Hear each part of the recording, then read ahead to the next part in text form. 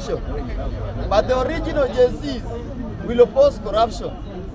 Mr. Speaker, we need to unite as all Kenyans so that we can support whatever is good and we can oppose whatever is bad. Mimi nashindwa kama wengine wanakuja hapa wanatudanganya vile William amefanya kazi. Mimi kwa maisha yangu na kwa maisha ya wengine sidhani kama kuna kitu yenye Ruto amefanya yenye wewe mwenyewe inakuhusu. Kwa sababu kama ni health ameguza. Ukienda hospitali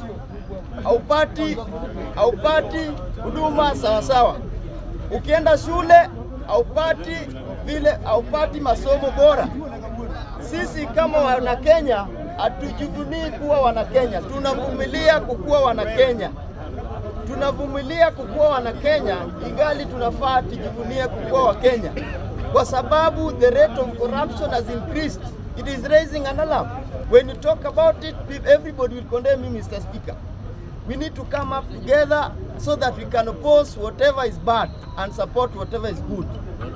Sisi kama wa Kenya, sisi tunalipa ushuru.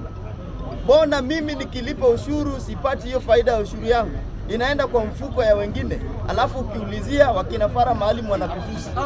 It is very bad, Mr. Speaker. It is very unfortunate for our country. We are over 60 years as an independent republic. Mr. Speaker, we should not have indisciplined leaders like Fara Maalim, Oscar Sudi and the rest. Mr. Speaker, we need to be responsible and the social movement justice of Bunge la Wananchi, Mr. Speaker. As I concern, Mr. Speaker, we need to donate enough time and equal time to all of us. Not everybody, the rest are 2 minutes, the rest are 3 minutes. Mr. Speaker, that is my point of suggestion. Otherwise, thank you very much. Thank you. We'll check on that tomorrow.